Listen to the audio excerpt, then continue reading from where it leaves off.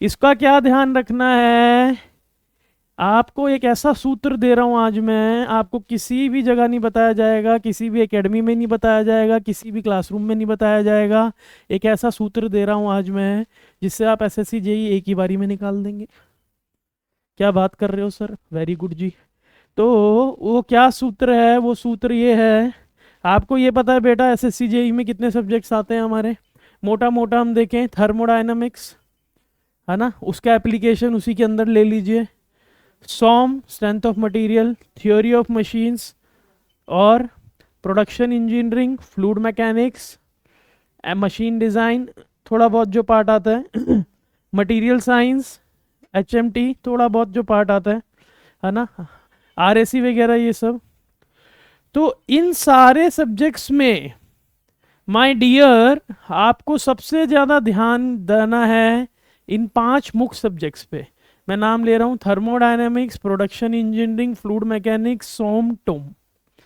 ये 5 ऐसे सब्जेक्ट्स हैं माय डियर, अगर आपने इन पे कमांड बना ली माय डियर, अगर आपने इनमें कमांड बना ली तो क्या होगा, इसमें भी अगर आप थर्मोडायनेमिक्स, प्रोडक्शन और फ्लूइड पे कमांड बना ली, है ना, तो आपका एसएससी जेई कहीं नहीं जाएगा। और इसमें भी तो, और इसमें भी अगर आपने, आपको जान के बेटा ये बहुत ही, आपको जान के क्या होगा, बहुत ही आश्चर्यजनक होगा, क्योंकि 90% ऑफ स्टूडेंट्स को ये बात पता ही नहीं है जीवन में। क्या नहीं पता कि आपका थर्मल इंजीनियरिंग 25% है बेटा पेपर का। यस, 25 to 30% है थर्मल इंजीनियरिंग, और फ्लूइड मैकेनिक्स है 15% से 20% बेटा, प्रोडक्शन इंजीनियरिंग है 15 से 20% बेटा। तो अगर आपने ये 3 सब्जेक्ट अच्छे से कर लिए, 75% आपकी जेब में है बेटा जी। ये बच्चों को बात पता नहीं, वो एमडी सॉल्व करने में लगा हुआ है, मटेरियल साइंस में लगा हुआ है वो बेटा, आरएसी में लगा हुआ है वो, तो पेपर कैसे क्लियर होगा। इसलिए 80, अब आपके पास टाइम लिमिटेड है, आने वाले कुछ महीने आपके लिए बहुत इंपॉर्टेंट है, तो एसएससी जेई की तैयारी के लिए आप तैयार हो जाइए। और आज हम पहला सब्जेक्ट जो शुरू करने वाले हैं, मैंने आपको बता दिया, थर्मोडायनेमिक्स को आप, फ्लूइड मैकेनिक्स को, प्रोडक्शन इंजीनियरिंग को, फिर सोम टॉम। पहले 3 सब्जेक्ट्स ये रहेंगे प्रायोरिटी पे, फिर सोम टॉम, और फिर जो बचे हुए सब्जेक्ट्स हैं। तो जिसकी जितनी वेटेज रहेगी उतना उसको टाइम देना है, उतना प्रैक्टिस करना है, उतना वो करना है। और बीच में मैं आपको बहुत सारी टेक्निक्स ऐसी बता दूंगा बेटा जी जो आपको कहीं नहीं मिली होंगी, ठीक है ना। तो आज हम एक बहुत ही इंपॉर्टेंट सब्जेक्ट शुरू करने वाले हैं, मैकेनिकल इंजीनियरिंग, जो आपके लिए बहुत रेलिवेंट है। मैकेनिकल इंजीनियरिंग में जो कि है थर्मोडायनामिक्स, जो मैंने आपको बताया कि एवरी ईयर थर्मोडायनामिक्स में से, अगर हम देखें तो देखिए थर्मोडायनामिक्स में से एवरी ईयर क्या हो रहा है माय डियर, ये हमारा आपका बेसिक सिलेबस है, जिसमें हम क्या करेंगे, सम ऑफ द, पहला basic concept, then first law of thermodynamics, heat and work first law, second law, entropy and properties of pure substance. तो दिस इज द सिलेबस बेटा, ये आपको थोड़ा ओवरव्यू पता होना चाहिए कि मेरे जीवन में पढ़ना क्या है ना, मेरे को जीवन में कहाँ जाना है मेरे को पता होना चाहिए, नहीं तो बड़ा दिक्कत है बेटा। ठीक है ना। तो इसीलिए basic concept, heat and work, first law, second law, entropy, properties of pure substance, ये आपको थोड़ा सा आइडिया होना चाहिए। ये हमारे एसएससी जेई में पूछा जा रहा है। ये सिर्फ बेसिक थर्मोडायनेमिक्स की बात हो रही है बेटा, एप्लीकेशन अलग है, उसमें आएगा आईसी इंजन, पावर प्लांट का कुछ पोर्शन, और RAC, refrigeration and air conditioning. तो सिर्फ बेसिक थर्मोडायनेमिक्स। अगर बेसिक थर्मोडायनेमिक्स की बात करें ऑब्जेक्टिव और सब्जेक्टिव पेपर की, है ना, तो आपके ऑब्जेक्टिव पेपर में हमने निकाला, देखा गया, बच्चे बता रहे थे और ये देखा गया, 15 से 20 क्वेश्चन। आप सोचिए 100 नंबर के पेपर में 20 क्वेश्चन किसके आ जाते हैं, इस बेसिक थर्मोडायनेमिक्स के आ जाते हैं। Means 15 to 20 marks, means 20% of the paper इसी सब्जेक्ट्स में से है। शॉकिंग, ये बच्चों को बात पता नहीं है। ये आपको आज पहले दिन ही पहली लेक्चर में ही बता दी गई, जो बच्चों को पूरे साल ही नहीं पता लगती। उसको लगता है थर्मोडायनेमिक्स से तो 5 क्वेश्चन आते हैं, 20 क्वेश्चन। समझ रहे हैं? आज पिछले 4 से 5 साल के पेपर उठाइए थर्मोडायनेमिक्स के, आपको दिखेगा कि आपको 20-20 क्वेश्चन आ रहे हैं कंसिस्टेंटली एंड सिंपल सिंपल। आज हम ये जब करेंगे आपको मैं बताऊंगा कौन कौन से क्वेश्चन आ रहे हैं जेई में। Then subjective paper, subjective paper में क्या है मेरे बेटा? सब्जेक्टिव पेपर में एक कन्वेंशनल में जनरली ये देखा जा रहा है कि एवरी ईयर नहीं तो एवरी ऑल्टरनेट ईयर एक 15 मार्क्स का क्वेश्चन जरूर आ जाता है। That is also a good weightage, है ना? एवरी ईयर, कई बार दो साल इकट्ठा आ गया तो 1 साल का गैप आ गया, नहीं तो 1 साल का गैप छोड़ के 1 साल का गैप आ गया, है ना? तो इस तरीके से ये आपका क्लियर है। तो मैं आपसे रिक्वेस्ट करूंगा बेटा प्लीज नोट इट डाउन, क्योंकि तभी आपको पता लगेगा ये कितना इंपॉर्टेंट है। ठीक है ना? कि मुझे करना क्या है जीवन में, आगे बढ़ना है। ठीक है,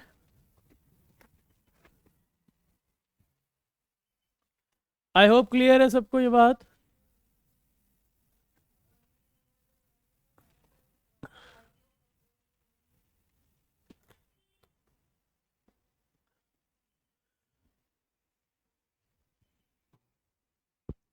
सब बच्चे बेटा ये बात नोट डाउन कर लें कि 20 क्वेश्चन हमारे एवरेज आ रहे हैं, 5 सालों से आ रहे हैं, तो इस साल पूरा एक्सपेक्टेड है 2026 जब मैं जेई में बैठूंगा तो पूरा एक्सपेक्टेड है आपको 20 क्वेश्चन नहीं तो 15 क्वेश्चन तो मिल ही जाएंगे आपको बेसिक थर्मोडायनेमिक्स में। ठीक है, वेरी गुड जी, वेरी गुड, बहुत अच्छा, बहुत अच्छा जी, बहुत अच्छा, वेरी गुड। तो ठीक है बेटा, आगे बढ़ते हैं। So today we will discuss basics of thermodynamics, basic concepts। इस बेसिक्स ऑफ थर्मोडायनेमिक्स में आप शॉक हो जाएंगे सुन के माय डियर। पिछले 15 सालों में 100 से ज्यादा क्वेश्चन आए हुए हैं इस चैप्टर में से। In the last 15 years more than 100 questions have been asked from this chapter, जो आज हम डिस्कस करेंगे बेटा जी। इसलिए ध्यान से पढ़ना है बेटा। अभी ये मत सोचिए मैं ऑनलाइन कर रहा हूं, मैं ऑफलाइन कर रहा हूं, मैं तो दी आराम से जी चाय पी के लेक्चर लूंगा ना बेटा, फिर निकल जाएगा ये। अभी बिल्कुल एक एक मेरी एक एक लाइन जो मैं यहां बताऊंगा वो क्वेश्चन हो सकता है एसएससी जेई का। ठीक है ना?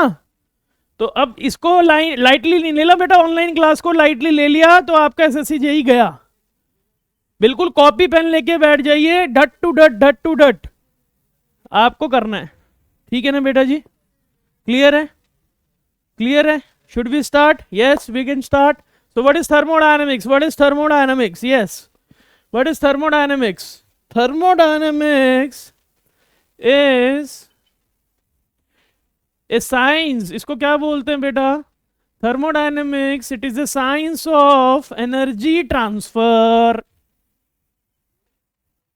It is a science of energy transfer and its effect on the properties of the system.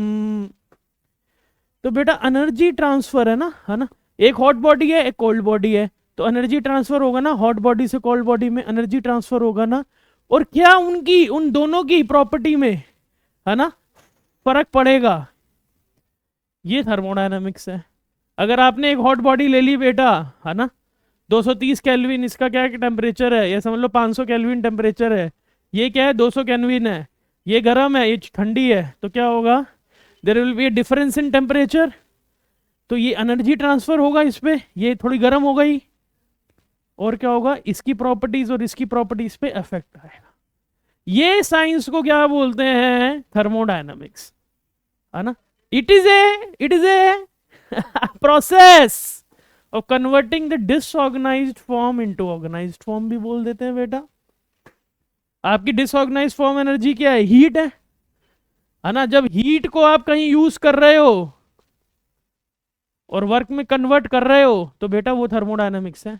इसलिए thermo means heat, dynamic means motion, work. इसलिए thermodynamic means converting the heat into work. Very good है जी, आज तक पता ही नहीं है आपको। बुकों में लंबी लंबी डेफिनेशन मिल जाएंगी बेटा, ये कंसेप्ट नहीं मिलेगा। लेकिन इसलिए कह रहा हूं बिल्कुल आंख खोल के कान खोल के लिखना है बेटा, है ना। तो इसलिए थर्मोडायनेमिक्स है क्या, it is A science of energy transfer and its effect on the properties of the system. ठीक है ना।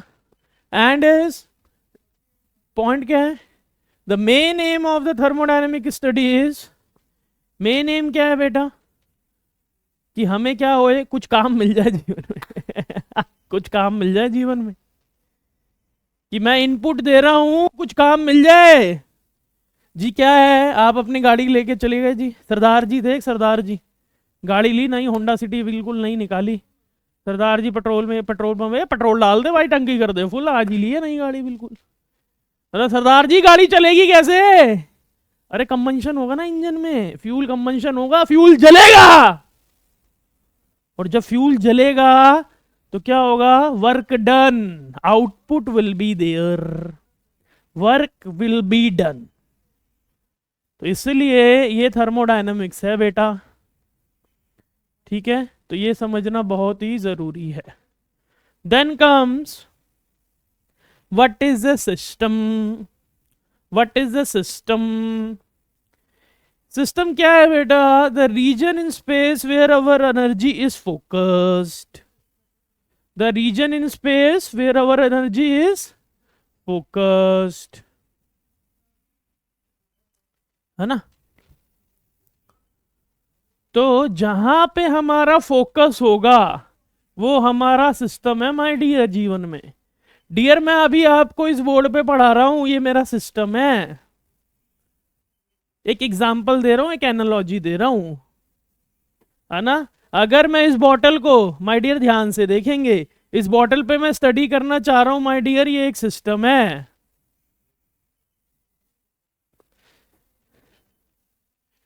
एंड इसके बाद anything external to the system, जो भी सिस्टम से बाहर है माय डियर वो क्या है, सराउंडिंग्स है। जो भी सिस्टम से बाहर है वो क्या है, सराउंडिंग्स हैं। And the separation between system and surroundings is known as boundary. ठीक है ना, separation between system and surrounding is boundary.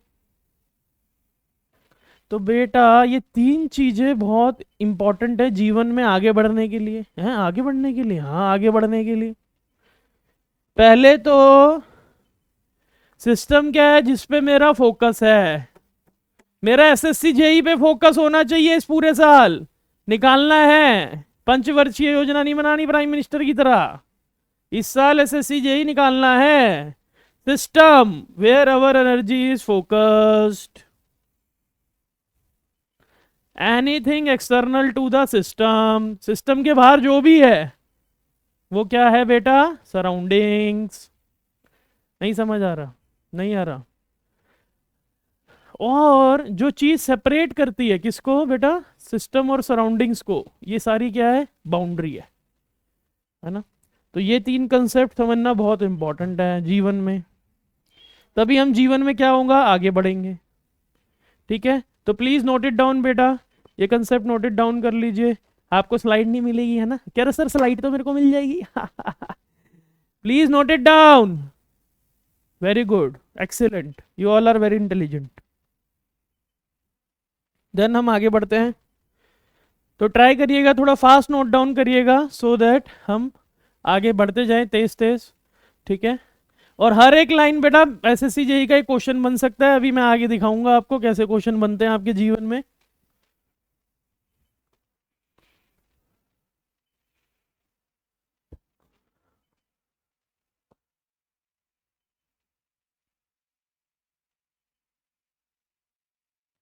Yes बेटा, नोट इट डाउन।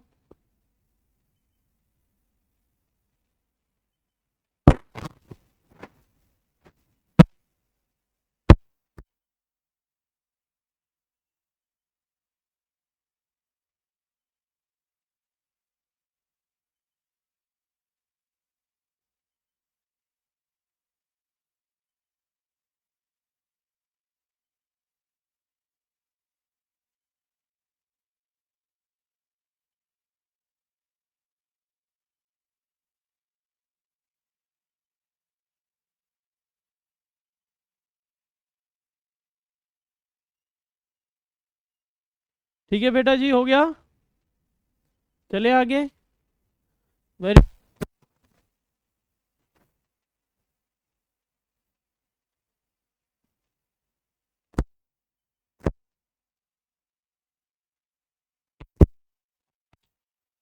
इंपॉर्टेंट। ये हमारा सिस्टम था। An external to the system, anything external to the system और surroundings. अब ये सिस्टम, लेकिन सिस्टम और सराउंडिंग को सेपरेट कौन कर रहा है बेटा? बाउंड्री।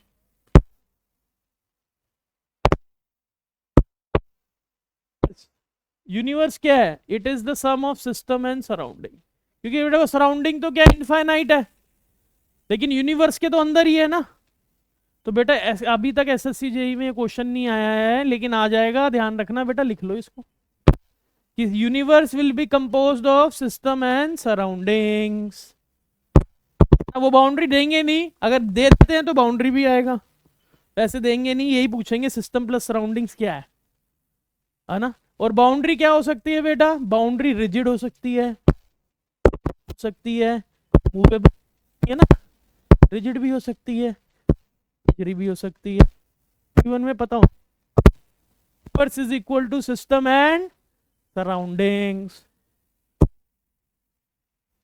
Rigid, imaginary. ये क्वेश्चन अभी आया नहीं है बेटा, आ सकता है, इंपॉर्टेंट क्वेश्चन।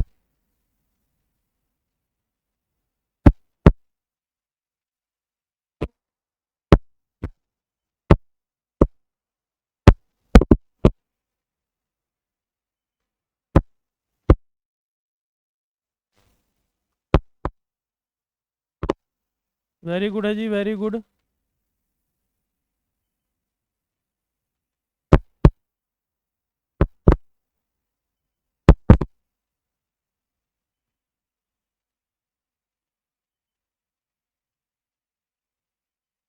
ठीक है, universe is equal to system and plus surroundings. कोई रटने वाली बात नहीं है, सीधा वही वाली बात है ना। लिख लीजिए, हम आगे चलते हैं।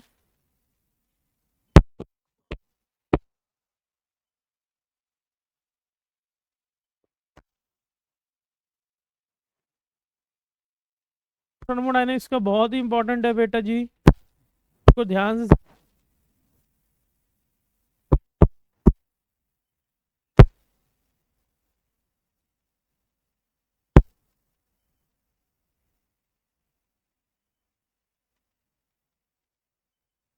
ठीक है, go ahead, right all the things, don't miss the things.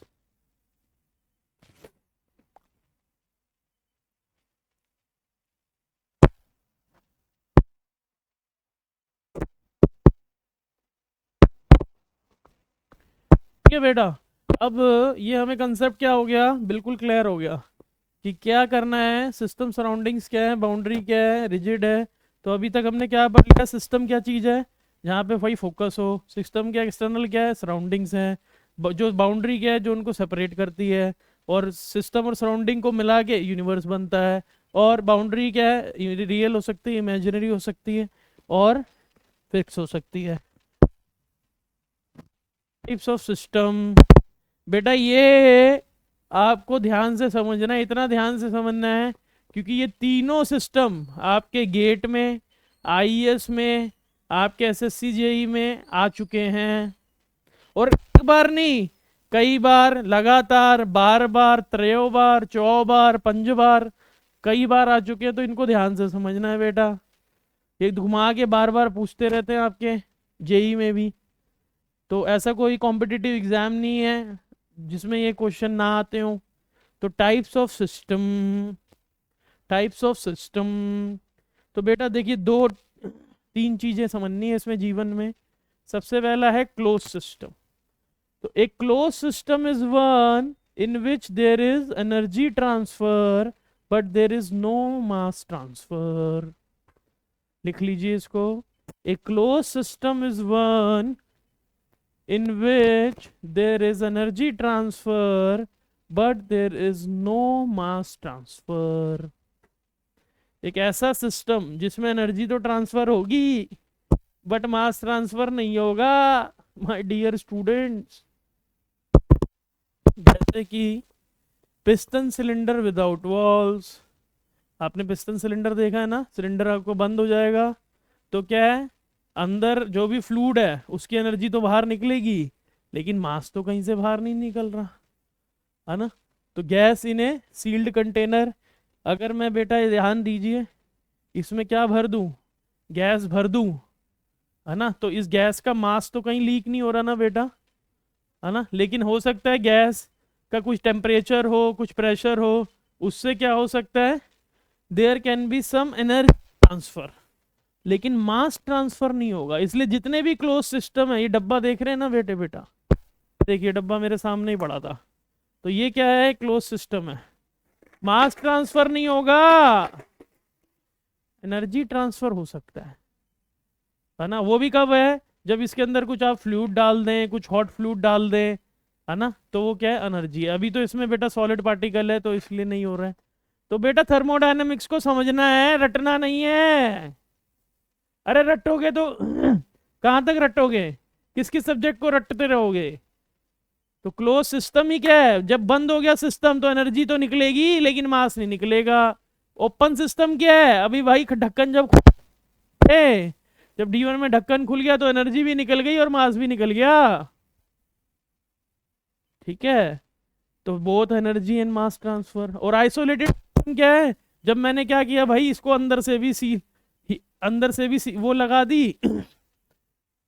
Insulation, और बाहर से भी लगा दी, तो ना तो एनर्जी ट्रांसफर हो सकता है बेटा जीवन में, और ना मास ट्रांसफर हो सकता है, उसको आइसोलेट कहते हैं। इसलिए क्या बोला है, hot coffee in an insulated flask, है ना। और यूनिवर्स को भी आइसोलेटेड सिस्टम का एग्जांपल कंसीडर किया जा सकता है, because we are considering universe से बाहर कुछ नहीं जा रहा। ओ बल्ले बल्ले, ओ बल्ले बल्ले। तो देखो बेटा, तीन तरीके के सिस्टम बन गए जीवन में, बन गए। कौन कौन से तीन तरीके सिस्टम बन गए, सबसे पहले क्या बन गया माय डियर, क्लोज सिस्टम। तो मैं आपको लिखवाता हूं क्या है, a close system is a one in which, a close system लिख लीजिए बेटा इसको, is a one in which there is energy transfer but there is no mass transfer. Examples are piston cylinder without walls and gas in a sealed container. बहुत important है बेटा, आ रखा आपके SSC JE में, स्टार मार्क कर लीजिए इसे, है ना। ये किसी भी तरीके से पूछ सकते हैं। Open system, open system, a system in which there is there is both heat and, sorry, there is both mass and energy transfer, is known as open system, is known as open system। हाँ तो बेटा यहाँ पे मैं थोड़ा सा touch नहीं किया, टर्बाइंस हैं, कंप्रेसर्स हैं,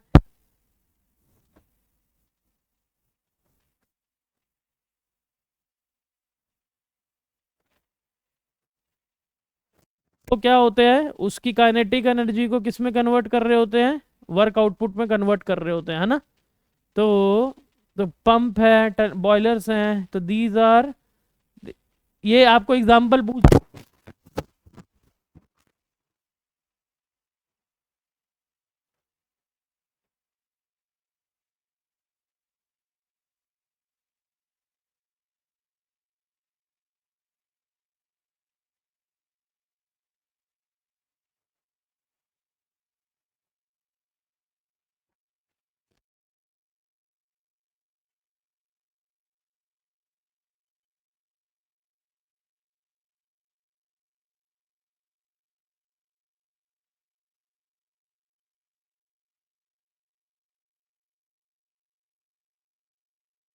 देन है बेटा आइसोलेटेड सिस्टम। आइसोलेटेड सिस्टम में क्या है? A system in which there is no heat transfer, sorry, there is neither energy transfer and no mass transfer is known as isolated system, is known as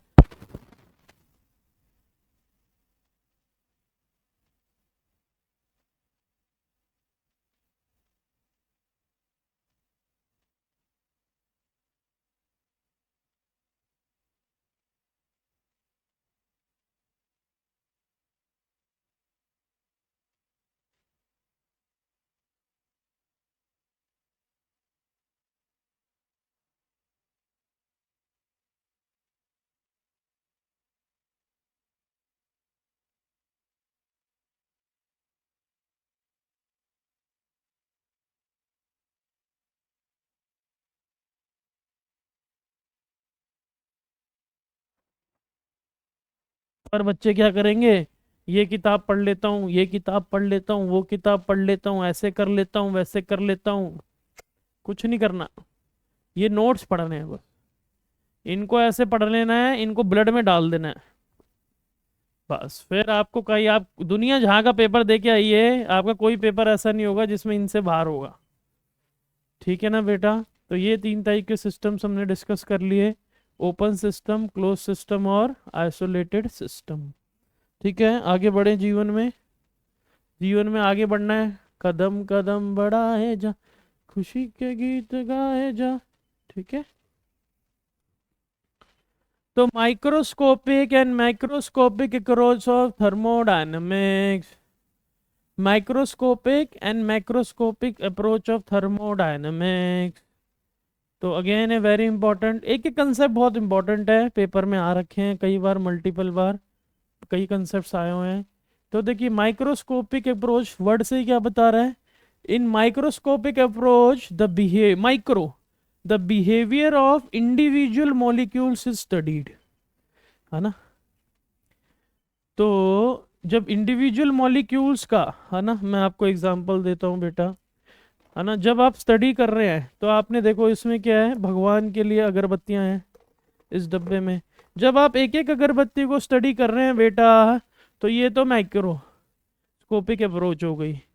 लेकिन जब आप क्या कर रहे हैं, इस डब्बे में से आपने उठाए निकाले क्या, 5 निकाल लिए और इनको स्टडी कर लिया, और इसी के 5 की स्टडी पे इसका पूरा डिसीजन ले लिया, वो क्या है, माइक्रोस्कोपिक अप्रोच।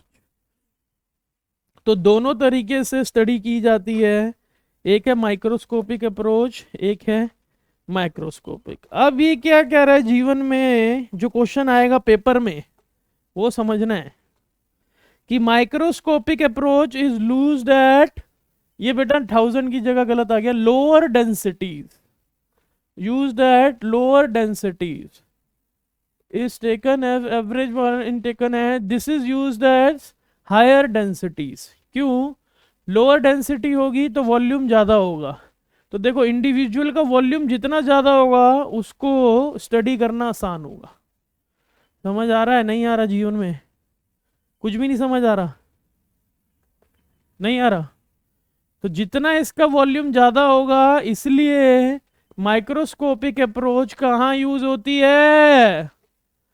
जहां पर लोअर डेंसिटी, हायर वॉल्यूम और हायर एल्टीट्यूड्स होते हैं।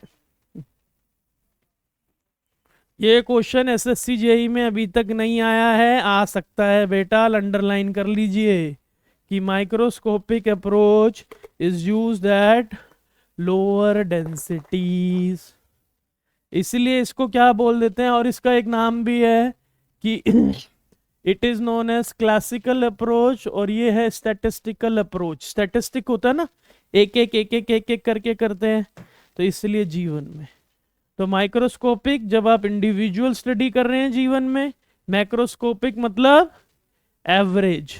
ठीक है, तो वेरी गुड, है ना? तो इसलिए ये बहुत इंपॉर्टेंट है। ठीक है, तो लिख लीजिए, in microscopic approach the in microscopic approach the behavior of individual molecules, the behavior of individual molecules is studied, and this is known as statistical approach. ठीक है, and generally this is used at lower densities as well as higher altitudes.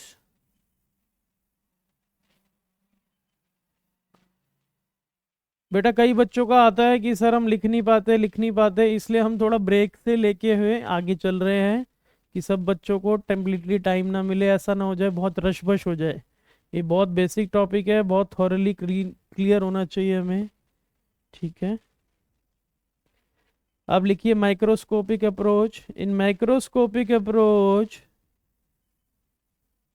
The behaviour of individual molecules is not taken into consideration, but the average behavior of molecules is taken into consideration. This approach is known as classical thermodynamics.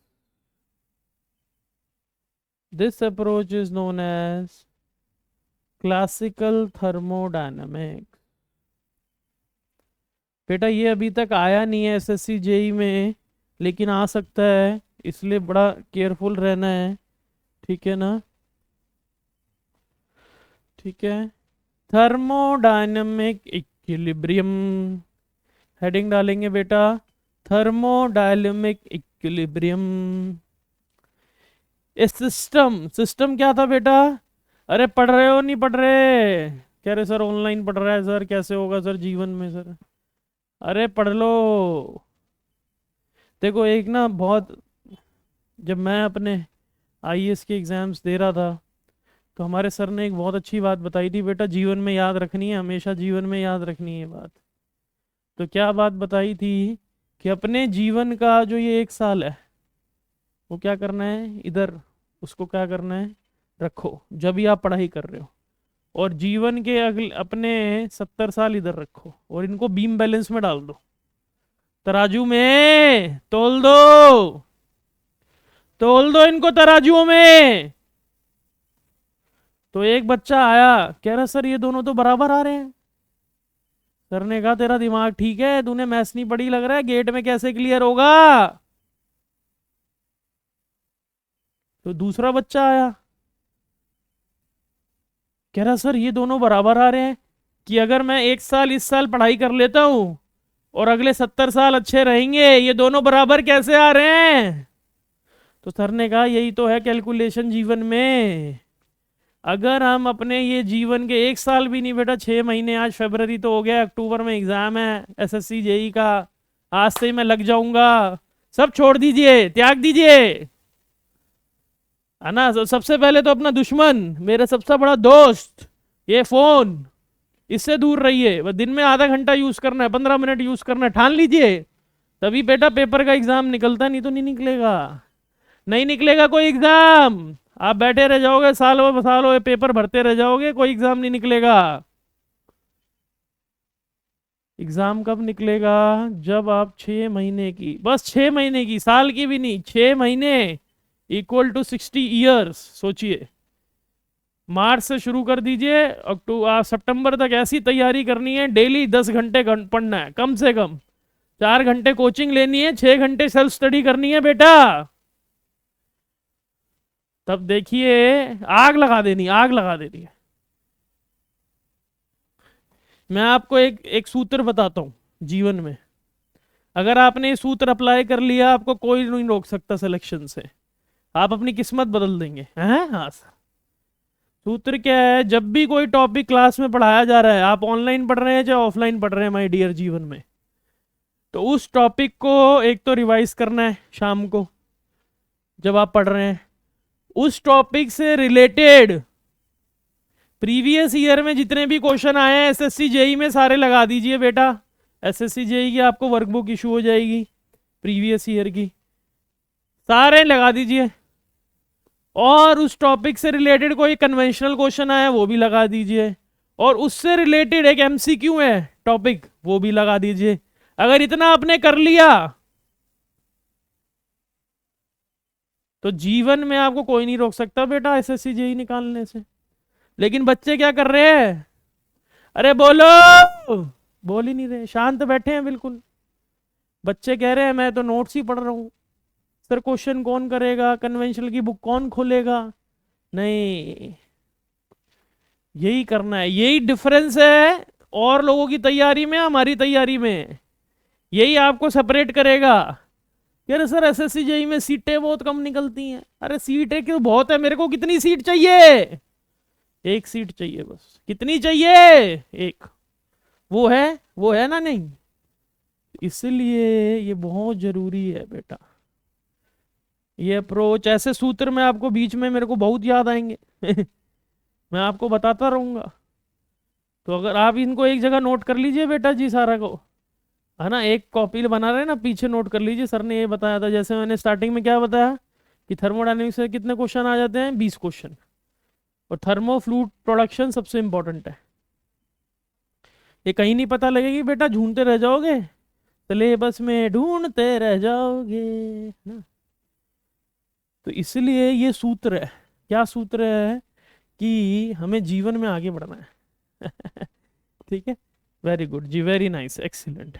Thermodynamic equilibrium, a system is said to be in thermodynamic equilibrium. तो thermodynamic equilibrium के लिए तीन चीजें चाहिए कह रहा है जीवन में, क्या? एक तो भाई thermal equilibrium, mechanical equilibrium, chemical equilibrium. Thermal मतलब हर जगह से क्या है बेटा थोड़ा सा यहाँ गलत लिख दिया गया है, हर जगह से टेम्परेचर इक्वलिटी में हो, हर जगह से टेम्परेचर इक्वलिटी में हो, that is known as thermal equilibrium. Mechanical equilibrium, हर जगह से जो बॉडी है, जो सिस्टम है, वो क्या हो, फोर्सेस और प्रेशर से बैलेंस्ड हो। केमिकल इक्विलिब्रियम, कोई भी chemical reaction in and out ना हो रहा हो। अगर बेटा ये तीनों कंडीशन सेटिस्फाई हो रही हैं तो आपका सिस्टम किस में है, थर्मोडायनेमिक इक्विलिब्रियम में है, नहीं तो नहीं है। एक भी हो गया कुछ जीवन में तो क्या हो जाएगा, बल्ले बल्ले, ओए बल्ले बल्ले, ठीक है ना। तो इसलिए, और ये आपके एसएससी जेई का क्वेश्चन है जो आ चुका है, दोबारा आ सकता है। और ये मत सोचिएगा बेटा, कई बार बच्चे सोचते हैं ये तो आ चुका है, ये तो आएगा नहीं, कोई और आएगा ना। 25% paper, 25 to 30% of paper previous year papers में से ही आता है? हाँ है जी, हाँ जी, बिल्कुल सही जी। हाँ, अरे भाई वो नए नए क्वेश्चन कहाँ से बनाएंगे रोज। अगर समझ लो कितने साल से एसएससी जेई हो रहा है, 2007-5 है ना, अभी 20 साल हो गए। 20 इंटू, अगर हर बार 100 क्वेश्चन भी आए हैं, 2000 क्वेश्चन हो गए। 2000 क्वेश्चन में से 25 क्वेश्चन तो डाल ही सकते हैं ना वो पुराने, यस और नो। तो अगर हम वो लगाएंगे तो 30 क्वेश्चन तो समझ लो ऐसे ही लग गए, जीवन में हो गई बल्ले बल्ले। तो इसलिए क्वेश्चन रिपीट, जैसे system close system, open system, तो कितनी बार आया है आप उठाना, आपको ही पता लग जाएगा। तो थर्मोडायनेमिक इक्विलिब्रियम लिख लीजिए, a system is said to be in thermodynamic equilibrium when it is in first thermal equilibrium bracket में equality of temperature, comma in mechanical equilibrium bracket में equality of forces and pressure, comma chemical equilibrium equality of chemical potential. ठीक है, a system is said to be in thermodynamic equilibrium if it is in thermal equilibrium comma mechanical equilibrium and chemical equilibrium. ठीक है बेटा, very good जी, very good, बहुत अच्छा। आप सब लोग बहुत इंटेलिजेंट हैं।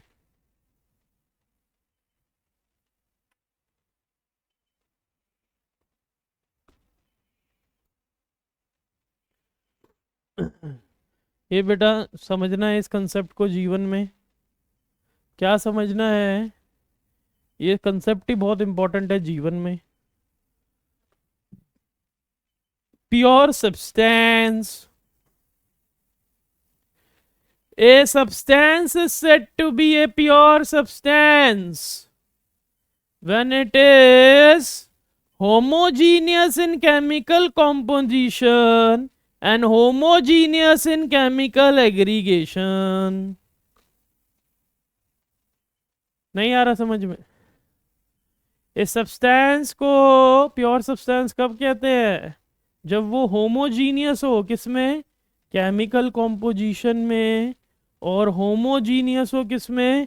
Chemical aggregation. एग्रीगेशन वर्ड क्यों यूज हुआ है? बॉन्डिंग।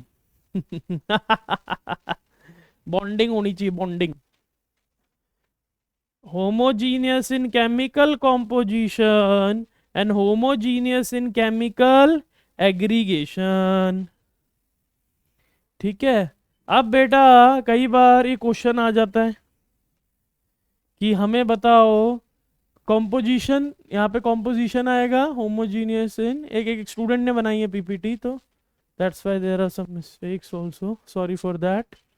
तो homogeneous in chemical composition and homogeneous in chemical aggregation.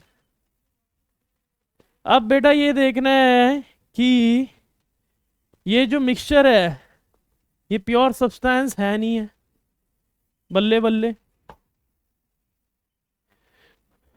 तो वाटर और steam homogeneous in chemical composition. ठीक है, केमिकल कॉम्पोजिशन तो दोनों का क्या है? सेम है ना? मतलब ये भी वाटर है, ये भी वाटर है, स्टीम इज है कंडेंस वो वाटर ही है। तो केमिकल कॉम्पोजिशन तो सेम है। अब बॉन्डिंग देखते हैं। हाइड्रोजन के दो हैं, ऑक्सीजन का एक है, हाइड्रोजन के दो हैं, ऑक्सीजन का एक है। तो मतलब ये दोनों चीजें सेटिस्फाई कर रहे हैं, means it is a pure substance. और ये क्वेश्चन गेट में आ रखा है, ये कई पेपर में आ रखा है कि mixture of ice and water is a pure substance. ये आपके एसएससी जेई का भी क्वेश्चन है, ये समझना है कि एक्स्ट्रा स्टीम और वाटर का मिक्सचर प्योर सब्सटेंस है या नहीं है बेटा। समझ आ रहा है? समझ आ रहा है? अब इस पे आ जाते हैं बेटा। Hydrogen plus oxygen water. ठीक है, यहाँ पे हाइड्रोजन के दो हैं, मतलब ये वाटर है लेकिन ये गैसियस है ना? तो केमिकल कॉम्पोजिशन क्या है? सेम दोनों का नहीं है। केमिकल कॉम्पोजिशन सेम दोनों का नहीं है, क्योंकि ये कौन सा फेज है बेटा? वाटर फेज है। ये कौन सा फेज है? ये गैसियस फेज है। और इसमें दोनों का कॉम्पोजिशन भी क्या हो रहा है? अलग हो रहा है। दोनों का कॉम्पोजिशन भी क्या हो रहा है? अलग हो रहा है। बॉन्डिंग देखते हैं। हाँ, यहाँ पे भी है, हाइड्रोजन के दो है, यहाँ भी हाइड्रोजन के दो हैं, ऑक्सीजन का एक है, बॉन्डिंग एक है। लेकिन ये प्योर सब्सटेंस नहीं बनना, क्योंकि कॉम्पोजिशन भी सेम होना चाहिए और वो भी सेम होना चाहिए, एग्रीगेशन। तीसरा देख लेते हैं बेटा। यहाँ पे क्या है? हाइड्रोजन ऑक्सीजन, हाइड्रोजन ऑक्सीजन, ये 2:2 आएगा, जो 1:1 हो जाएगा। ये 2:2 है, ये वाटर है, ये स्टीम है। लेकिन यहाँ पे देखेंगे यहाँ पे दोबारा से क्या हो रहा है? एग्रीगेशन सेटिस्फाई नहीं कर रहा, तो ये भी क्या है? नहीं है, प्योर सब्सटेंस नहीं है। तो तीनों में से कौन सा प्योर सब्सटेंस है? सिर्फ होमोजीनियस कॉम्पोजिशन, जिसमें कॉम्पोजिशन कॉमन है, इन दोनों में नहीं है। नॉट सेटिस्फाइड, नॉट सेटिस्फाइड, ये तो नॉट ही सेटिस्फाइड है। समझ आ रहा है? समझ आ रहा है? इसलिए जीवन में समझना है। तो ये कहीं भी आ सकता है बेटा, स्पेशली ये example, mixture of steam and water, is it a pure substance, ये पूछ लेते हैं कई बार। तो प्लीज इसको पूरा नोट डाउन कर लीजिए, है ना, लिखिए पहले। A substance is said to be, a substance is said to be a pure substance if it is homogeneous in chemical composition and homogeneous in chemical aggregation.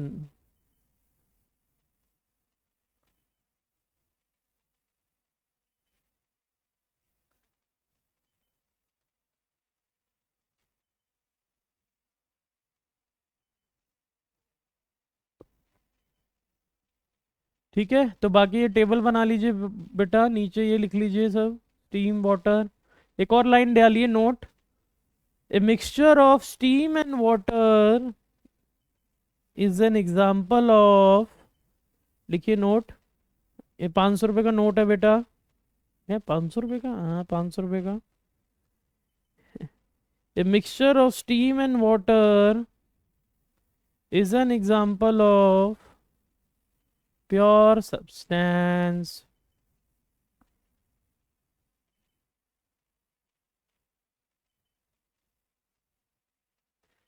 A mixture of steam and water is an example of pure substance.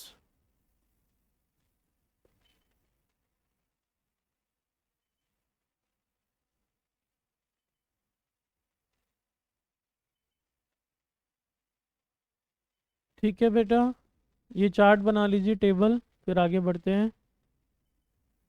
I hope अभी तक समझ आ रहा है सबको।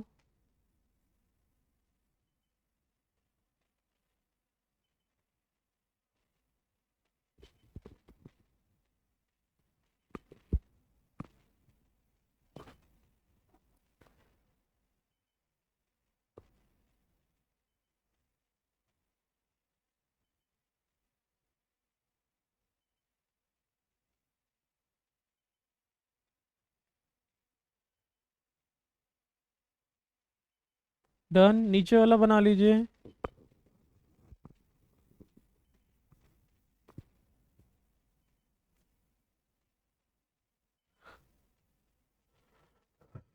Note पे बेटा star लगा लीजिए, can be question in SSC JEE.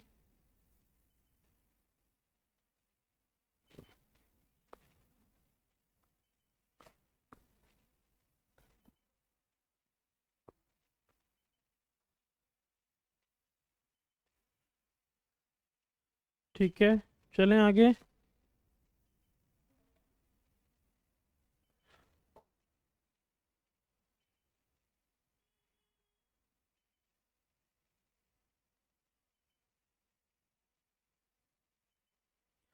Property, property important है बेटा। All measurable characteristic are known as property. अब समझ लीजिए बेटा, ये बॉटल में पानी है, पानी गर्म है, तो इस पानी की कुछ प्रॉपर्टीज़ है ना, ये किस प्रेशर पे है, किस टेम्परेचर में है, कितना वॉल्यूम इसने ऑक्यूपाई करा हुआ है, कितना मास है, तो ये सारी क्या है, मीजरेबल करेक्टरिस्टिक जिनको बोलते हैं बेटा, जिनको क्या बोलते हैं, मीजरेबल करेक्टरिस्टिक्स बोलते हैं, वो क्या है, प्रॉपर्टीज है ना, जिनको क्या बोलते हैं, मीजरेबल करेक्टरिस्टिक्स बोलते हैं ना जिनको, वो क्या है, प्रॉपर्टीज है। अब प्रॉपर्टीज दो तरीके की हैं जीवन में, एक होती है इंटेंसिव प्रॉपर्टी और एक्सटेंसिव प्रॉपर्टी। अगेन ये आस्क्ड इन एसएससी जेई, पूछा गया आपके पेपर में और कई बार पूछा गया है, कई बार इसके एग्जाम्पल पूछे गए हैं। इंटेंसिव, इंटेंसिव, इंटेंसिव का क्या मतलब है जीवन में, इन, आगे का निकाल लीजिए portion, in, independent of mass और साइज ऑफ द सिस्टम। वो प्रॉपर्टीज कौन सी, जो इंडिपेंडेंट है किससे, मास और साइज से, that are known as intensive properties. जैसे कि टेम्परेचर है, अब समझ लीजिए फ्लूइड गर्म है ना, तो ये आधी बोतल भरी हुई है या एक चौथाई भरी हुई है, अरे गर्म तो उतना ही रहेगा ना, साइज से तो फर्क नहीं पड़ रहा ना। Are you getting the point? क्योंकि फ्लूइड का टेम्परेचर है वो, तो उसके साइज पे फर्क नहीं पड़ रहा। तो जो प्रॉपर्टीज इंडिपेंडेंट हैं मास और साइज से, मास और साइज से उसका जीवन में कोई फर्क ही नहीं है जीवन में, तो वो इंटेंसिव प्रॉपर्टीज हैं, है ना। लाइक टेम्परेचर हो गया, प्रेशर हो गया, थर्मल कंडक्टिविटी हो गई, विस्कोसिटी हो गई, है ना। ये सारी प्रॉपर्टीज कौन सी हैं माय डियर? Intensive properties. ऐसे ही इसके बाद क्या है my dear? Extensive properties. Properties which are dependent on mass or size of the system, like volume is an extensive property, mass is an extensive property। जितनी भी forms of energy हैं, question आएगा paper में, all forms of energy are example of विच।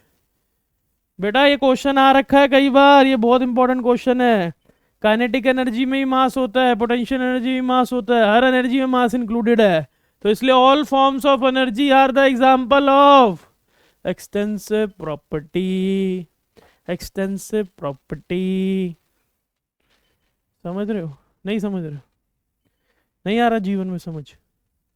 पहला क्या है? Intensive property कौन सा था? Which are independent of size and which are independent of mass और साइज ऑफ द सिस्टम। और सेकंड क्या था? एक्सटेंसिव प्रॉपर्टी क्या था? Which are dependent on mass और साइज ऑफ द सिस्टम, तो इसलिए एक्सटेंसिव है ना। तो इसका देखते हैं, है ना। यही डायग्राम हमने बनाया हुआ है बेटा। तो ये देखिए, टेम्परेचर ये इंडिपेंडेंट है और ये क्या है? डिपेंड है। Volume all forms of energy, ये एग्जांपल बहुत इंपॉर्टेंट है। थर्मल कंडक्टिविटी और विस्कोसिटी, ये याद होना चाहिए। विस्कोसिटी आपको पता ही है, फ्लूइड मैकेनिक्स में आती है। Property of a fluid is known as the viscosity, है ना। मास, वॉल्यूम, ये सब क्या है? Extensive property. तो write down property, all measurable characteristics, all measurable characteristics are known as, all measurable characteristics are known as properties।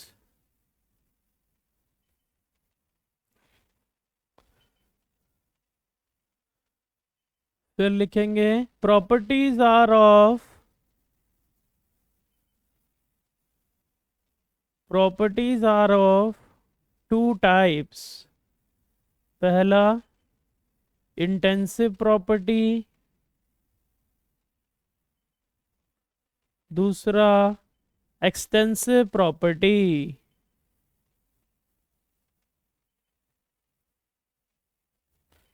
Intensive properties लिखेंगे heading, those properties which are independent of mass or size of the system are known as intensive properties। Example: pressure, temperature, thermal conductivity, viscosity, etc.